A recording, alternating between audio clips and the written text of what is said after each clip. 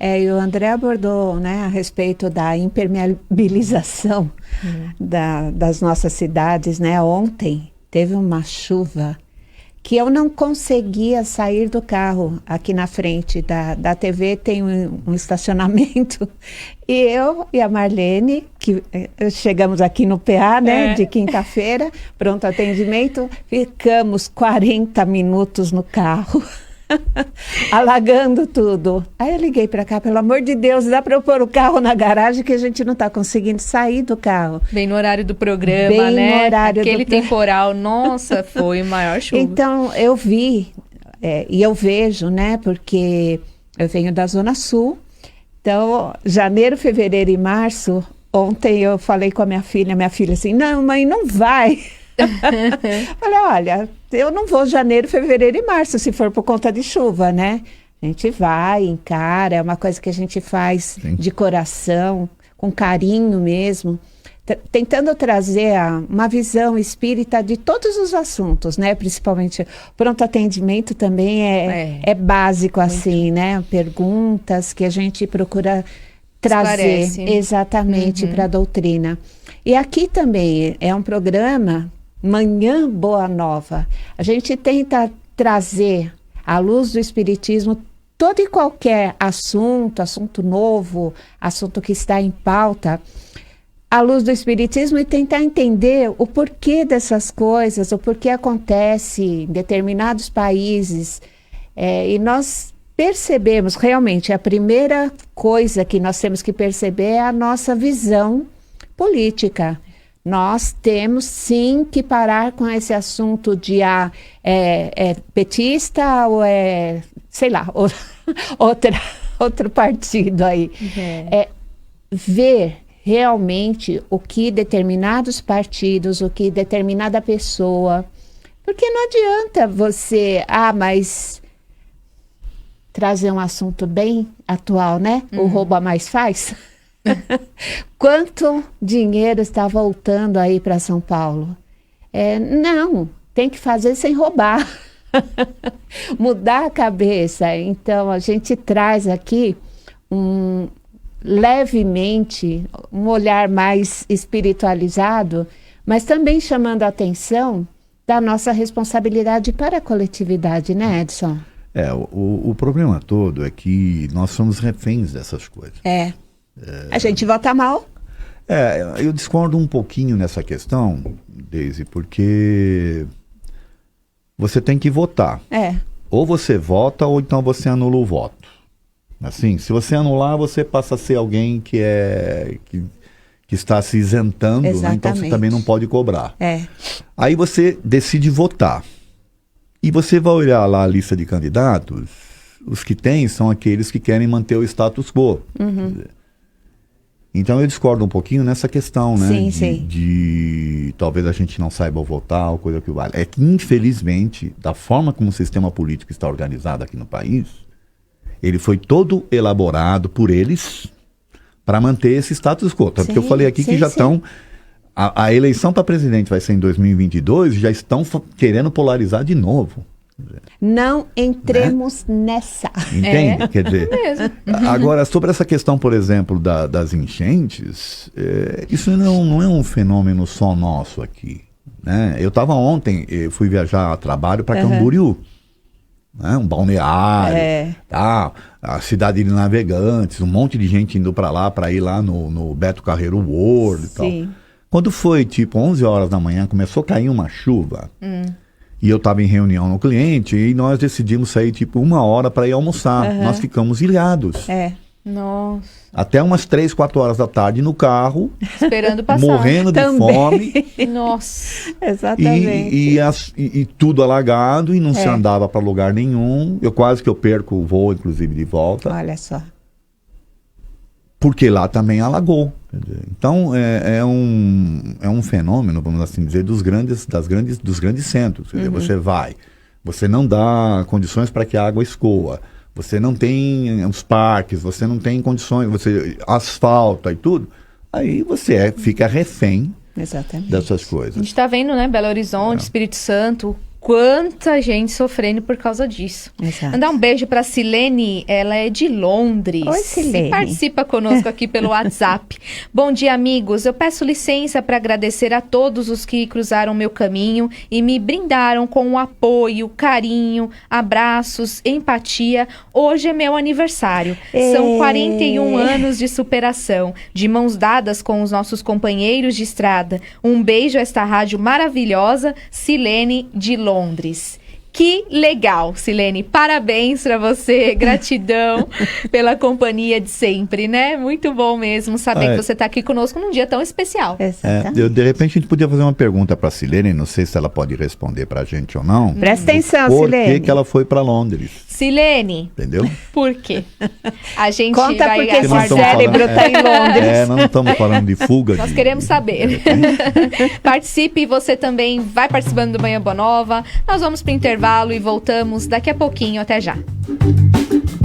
Voltando aqui ao nosso tema, né? A gente quer saber como que a doutrina espírita, ela explica o fato de nascermos em um país como o Brasil, menos desenvolvido economicamente do que outros países. Porque nascemos aqui e não em outro. Edson. Bom, as razões podem ser as mais variadas, né? Essas escolhas nós fazemos antes. Nós que escolhemos? Nós escolhemos lá no plano espiritual antes. Naturalmente que isso também tem a ver com uma série de situações que envolvam por exemplo, para você poder nascer aqui, você depende de outros dois. Você Sim. tem que ter um pai e uma mãe. Tá certo? Sim. Então é uma série de circunstâncias que envolvem essas escolhas. E esse casal pode não querer ter filhos. Também. Porque Nós já até tratamos de um programa né? anterior disso. Né? Das Vem pessoas que não programadinho aí, mas depois não Isso. quero. Agora, o que na verdade as pessoas precisam parar para pensar e até analisar de uma forma mais ampla, é que se imagina o seguinte: uma vez que você escolheu vir para lá você tem que ficar. Na verdade, as escolhas são feitas para o seu desenvolvimento. Tá certo? Para o seu crescimento espiritual e por aí afora. Se você está inserido num país onde você se sente mal nesse sentido, quer dizer, o teu espírito é que tem que dizer para você se você está bem Exatamente. ou não, tá certo? E quais são as escolhas daquele momento, né? Então, por exemplo, vamos pegar os jovens, né? Do jeito que a sociedade pressiona os jovens para ter sucesso e tudo. Se ele está num país, né, onde ele não consegue enxergar esse tipo de oportunidade, é natural que ele vá buscar. Para você ter tranquilidade espiritual, para você se desenvolver espiritualmente, você tem que estar em equilíbrio físico e material. Exatamente. A não ser que você consiga suplantar tudo isso, mas para isso aí você teria que fazer os cursos de filosofia, Ser um de missionário aí, né? entendimento, né? De uma série de coisas que talvez o teu espírito não esteja preparado ainda. Então eu não vejo dificuldade nenhuma, eu não vejo problema nenhum de uma pessoa nascer num país e de repente ir para outro. Até porque, se nós formos parar para pensar de que como espíritos nós não temos nações, temos que pensar nisso. E como espíritos nós somos do universo, nós somos da Terra, por exemplo. Nós estamos inseridos aqui no planeta Terra, então nós somos espíritos terráqueos. Nós não somos espíritos americanos, espíritos brasileiros, espíritos portugueses. Não existe isso. Essa condição existe em função daquele momento que você está habitando aquele país. Então você não está saindo do seu planejamento Não, reencarnatório. talvez não. Talvez você esteja, inclusive, contribuindo para que haja essa Unificação, globalização, isso mesmo. haja essa troca de experiência entre as várias nações, para a gente chegar lá num futuro, né, e ter uma nação terráquea, por exemplo, onde você tenha, inclusive, a língua não seja diferente, por aí afora. Você percebe como esse assunto ele é mais amplo do que simplesmente você enquadrar, dizendo, esse aqui está falhando com a lei, Na sua missão porque na sua reencarnatória. missão. Não, a gente não sabe quais são as missões. Tá. Concordo plenamente, porque assim,